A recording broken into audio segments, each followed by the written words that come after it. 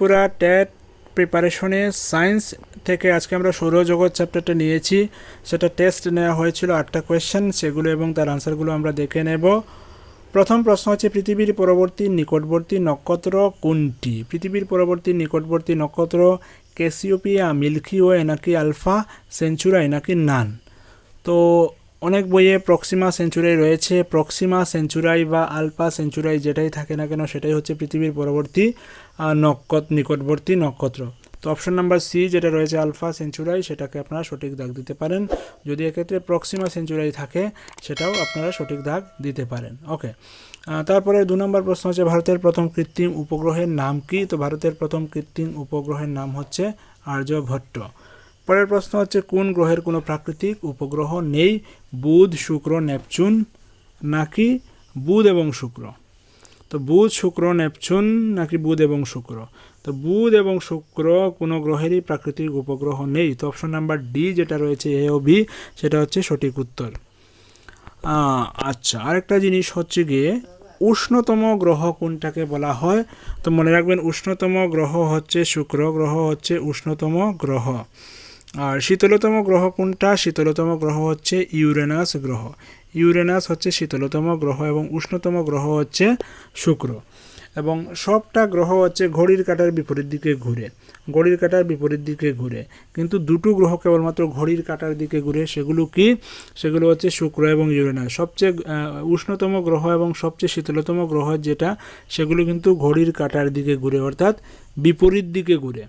বাকি সব গ্রহ হচ্ছে পশ্চিম থেকে পূর্বে ঘুরে বা ঘড়ির কাঁটার বিপরীত দিকে ঘুরে, কিন্তু শুক্র এবং ইউরেনাস গ্রহ দুটো ঘড়ির কাঁটার দিকে ঘুরে, অর্থাৎ সেটা উল্টো দিকে ঘুরে। তো গ্রহ নক্ষত্র নিয়ে তাদের যে বৈশিষ্ট্যগুলো রয়েছে ইন ডিটেল সেগুলো পড়ে নিতে হবে, কারণ যে কোনো ধরনের প্রশ্ন সেখান থেকে হতে পারে। তাছাড়া বলুন তো, সূর্যের মধ্যে কোন দুটি গ্যাস বেশি পরিমাণে থাকে? তো সূর্যের মধ্যে হাইড্রোজেন এবং হিলিয়াম গ্যাস সবচেয়ে বেশি পরিমাণে থাকে এবং নিউক্লিয়ার ফিউশন বিক্রিয়া হয়, নিউক্লিয়ার সংযোজন বিক্রিয়া প্রতিনিয়ত সূর্যের মধ্যে সংঘটিত হয়। এই ফ্যাক্ট বেসড কোয়েশনগুলো জানতে হবে। তো সেগুলো জানার জন্য আমাদের অনলাইন স্টাডি মেটেরিয়াল রয়েছে অনলাইন স্টোরে, সেখান থেকে চাইলে আপনি টেটের জন্য ফিজিক্স, কেমিস্ট্রি বা বায়োলজি স্টাডি মেটেরিয়াল সেখান থেকে নিতে পারেন। চাইল্ড ডেভেলপমেন্ট অ্যান্ড পেডাগোজি সেকশনটা নিতে পারেন, বাংলা কবি সাহিত্যিক পর্ষদটা নিতে পারেন। প্রয়োজনে আপনি সেখান থেকে দেখে নেবেন কী কী স্টাডি মেটেরিয়াল আপনার প্রয়োজনীয় রয়েছে। টেটের লেটেস্ট সিলেবাস অনুযায়ী সেগুলো রেডি করা হয়েছে, চাইলে আপনি সেখান থেকে পারচেস করে নিতে পারেন। ওকে, 4 নাম্বার কোয়েশ্চেন হচ্ছে, হেলির ধূমকেতু শেষবার কবে দেখা গিয়েছিল? তো হেলির ধূমকেতুর ব্যাপারটা, ধূমকেতু প্রতি 76 বছর পর পর দেখা যায়। লাস্ট টাইম দেখা গিয়েছিল 1986 সালে, 1986 সালে, 1986-এ দেখা গিয়েছিল লাস্ট টাইম। তো এখানে যে অপশনগুলো দেওয়া রয়েছে কোনোটি নয়, নান হবে আনসার। 1986 সালে লাস্ট টাইম দেখা গিয়েছিল। আবার পরবর্তীতে হেলির ধূমকেতু আর কবে দেখা যাবে সেটা বলুন তো। 1973-এর সঙ্গে 76 বছর, 1986-র সঙ্গে 76 ইয়ার যোগ করুন, তাহলে কি হচ্ছে? 2062-তে পরবর্তীতে আবার 2062-তে আবার কিন্তু হেলির ধূমকেতু দেখা যাবে। ওকে, পরের প্রশ্ন হচ্ছে, কোনটি সৌরজগতের সদস্য নয়? কোনটি সৌরজগতের সদস্য নয়? কোনটি সৌরজগতের সদস্য নয়? উপগ্রহ, গ্রহাণুপুঞ্জ, নক্ষত্রপুঞ্জ নাকি ধূমকেতু? তো সেটা হচ্ছে নক্ষত্রপুঞ্জ, সেটা সৌরজগতের সদস্য নয়। 6 নম্বর প্রশ্ন হচ্ছে, লাল গ্রহ হলো কোনটা? লাল গ্রহ হলো কোনটা? তো লাল গ্রহ বলা হচ্ছে মঙ্গলকে, মঙ্গলকে বলা হচ্ছে লাল গ্রহ। আচ্ছা, শুক্রকে কি বলা হচ্ছে? শুক্রকে ইভিনিং স্টার, মর্নিং স্টার বলা হয়। পৃথিবীর যমজ গ্রহ বলা হয়। বৃহস্পতি হচ্ছে সৌরজগতের সবচেয়ে বৃহত্তম গ্রহ এবং সৌরজগতের সবচেয়ে বৃহত্তম উপগ্রহ যেটা গেনিমিড, সেটা হচ্ছে বৃহস্পতির উপগ্রহ গেনিমিড। বুধের কোনো উপগ্রহ নেই, বুধের কোনো বায়ুমণ্ডল নেই, বুধের মধ্যে কোনো জলও নেই এবং তাপমাত্রা সবসময় বেশি থাকে বুধের, কারণ পৃথিবীর না, অ্যাকচুয়ালি সূর্যের নিকটতম গ্রহ হচ্ছে বুধ। আচ্ছা, গ্রহ রয়েছে বর্তমানে 8টি। প্লেটোকে বামন গ্রহ ধরা হয়, কারণ 2006 সাল থেকে প্লেটোকে আর গ্রহের মর্যাদা দেয়া হয় না। তো যে 8টি গ্রহ রয়েছে তাকে আমরা দুটো ভাগে ভাগ করতে পারি। দুটো ভাগে ভাগ করতে পারি, এক হচ্ছে কি ইনার প্ল্যানেট আর একটা হচ্ছে আউটার প্ল্যানেট। তো ইনার প্ল্যানেটের মধ্যে কি পড়ছে? ইনার প্ল্যানেটের মধ্যে পড়ছে বুধ, শুক্র, পৃথিবী, মঙ্গল, সেগুলো হচ্ছে ইনার প্ল্যানেট। আর আউটার প্ল্যানেটের মধ্যে কী পড়ছে? বৃহস্পতি, শনি, ইউরেনাস, নেপচুন, এইগুলো। তো আউটার প্ল্যানেটের মধ্যে ম্যাক্সিমাম পার্টিকেল হচ্ছে গ্যাসিয়াস থাকে। ওকে, আচ্ছা। আর কিছু উপগ্রহ রয়েছে, সেগুলোর নামও জানতে হবে। পৃথিবীর একমাত্র প্রাকৃতিক উপগ্রহ কি? পৃথিবীর একমাত্র প্রাকৃতিক উপগ্রহ হচ্ছে চাঁদ। শুক্রের কোনো উপগ্রহ নেই, বুধের কোনো উপগ্রহ নেই, বৃহস্পতির অনেকগুলো উপগ্রহ রয়েছে, শনির অনেকগুলো উপগ্রহ রয়েছে।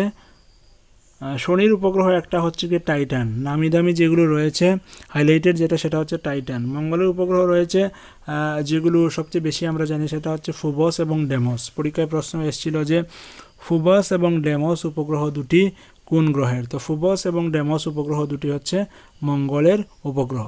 তো এই ফ্যাক্টগুলো জানতে হবে। পরের প্রশ্ন যেগুলো হচ্ছে যে এক পূর্ণিমা থেকে অপর পূর্ণিমার সময়সীমা কত? তো এক পূর্ণিমা থেকে অপর পূর্ণিমার সময়সীমা হচ্ছে 29 দিন থেকে কিছু বেশি, যেটাকে 29 দিন ধরা হয়, 29 ডেজ ধরতে পারেন। পরের প্রশ্ন হচ্ছে কি যে সিরিয়াস একটি ড্যাশ। তো সিরিয়াস একটি গ্রহাণু, সিরিয়াস হচ্ছে একটি গ্রহাণু। তো গ্রহ নক্ষত্র চ্যাপ্টার ইন ডিটেল পড়ে নিতে হবে, সেখানে যে বিষয়গুলো আলোচনা করা আছে আমি জাস্ট একটু বলছি। আপনি যদি আমাদের চ্যানেলে নতুন হয়ে থাকেন, এখনও সাবস্ক্রাইব করেননি, তাহলে SMDN টিউটোরিয়াল ইউটিউব চ্যানেলটাকে সাবস্ক্রাইব করে নোটিফিকেশন এনেবল করে রেখে দিন এবং প্রতিটা ভিডিও ডেসক্রিপশন চেক করবেন, কারণ সেখানে ইনফরমেশন দেওয়া থাকে। আমাদের নিয়ারেস্ট গ্যালাক্সি যদি বলা হয়, আমাদের গ্যালাক্সি যেটা সেটা হচ্ছে মিল্কি ওয়ে। তো আমাদের নিয়ারেস্ট গ্যালাক্সি যেটা সেটা হচ্ছে অ্যান্ড্রোমেডা, সেটা হচ্ছে অ্যান্ড্রোমেডা, মনে রাখবেন অ্যান্ড্রোমেডা গ্যালাক্সি হচ্ছে আমাদের nearest Galaxy. Study of universe সেটাকে কী বলা হয়? বিশ্ব ব্রহ্মাণ্ড বা মহাবিশ্ব সম্বন্ধে স্টাডিকে কী বলা হয়? সেটা হচ্ছে কসমোলজি।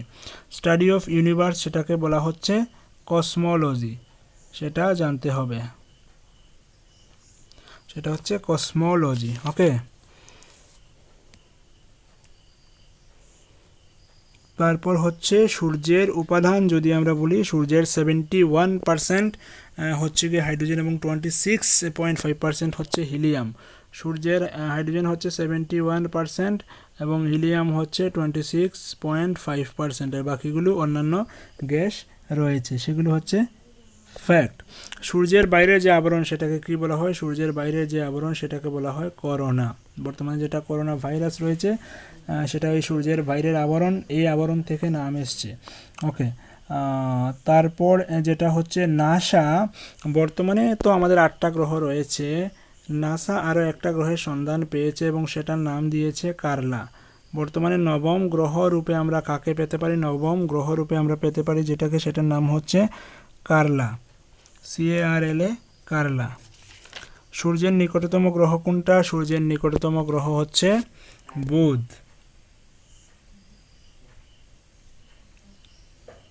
ওকে, তারপর যেটা হচ্ছে পৃথিবী সম্পর্কে আমরা যদি বলি, পৃথিবীকে বলা হচ্ছে নীল গ্রহ। লাল গ্রহ কোনটা? লাল গ্রহ বলা হচ্ছে মঙ্গলকে, কিন্তু নীল গ্রহ কাকে বলা হচ্ছে? নীল গ্রহ বলা হচ্ছে পৃথিবীকে, সেটা আপনারা জানেন, নীল গ্রহ হচ্ছে পৃথিবী। তো পৃথিবী নিজ অক্ষের সঙ্গে কত ডিগ্রি কোণ করে থাকে? পৃথিবী নিজ অক্ষের সঙ্গে 23.5, 23.5 ডিগ্রি কোণ করে থাকে। চাঁদের কত অংশ আমরা দেখতে পাই? চাঁদের শতকরা কত ভাগ আমরা দেখতে পাই? চাঁদের শতকরা 59% আমরা শুধু দেখতে পাই, 59%। চাঁদের 59 অংশ আমরা দেখতে পাই, পুরোটা কিন্তু আমরা দেখতে পাই না। সূর্য থেকে পৃথিবীতে আলো আসতে কত সময় লাগে? 8.5 মিনিট সময় লাগে। সূর্য থেকে পৃথিবীতে আলো আসতে সময় লাগে 8.5 মিনিট, কিন্তু চাঁদ থেকে পৃথিবীতে আলো আসতে কত সময় লাগে? চাঁদ থেকে পৃথিবীতে আলো আসতে সময় লাগে 1.3 সেকেন্ড, সেগুলো জেনে রাখতে হবে। চাঁদ সম্পর্কে স্টাডি করাকে কি বলা হয়? চাঁদ সম্পর্কে পড়াশোনা করাকে কি বলা হয়? চাঁদ নিয়ে যদি কেউ পড়াশোনা করে সেটাকে বলা হচ্ছে সেলেনোলজি, সেলেনোলজি।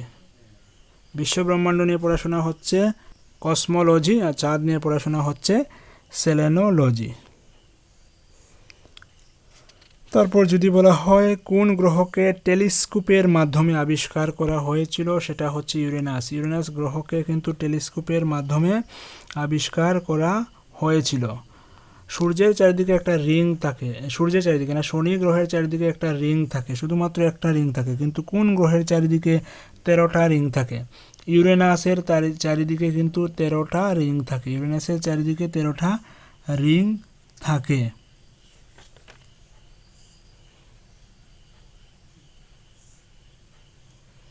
তো এই সব ইনফরমেশনগুলো আপনাদের প্রয়োজন। তাছাড়া আরও যেগুলো জানতে হবে সেগুলো হচ্ছে যে গ্রহের উপগ্রহ সংখ্যা, কোন গ্রহের উপগ্রহ সবচেয়ে বেশি রয়েছে, সেটা হচ্ছে বৃহস্পতির উপগ্রহ সবচেয়ে বেশি রয়েছে। বৃহস্পতির উপগ্রহ হচ্ছে 67টা, বৃহস্পতির উপগ্রহ হচ্ছে 67টা।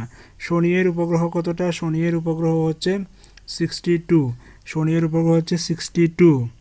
শুক্রের কোনো উপগ্রহ নেই, বুধের কোনো উপগ্রহ নেই, মঙ্গলের উপগ্রহ রয়েছে 2টো, ফুবস এবং ডেমস। ইউরেনাসের রয়েছে 27টা, ইউরেনাসের রয়েছে 27টা উপগ্রহ এবং নেপচুনের রয়েছে 14টা উপগ্রহ।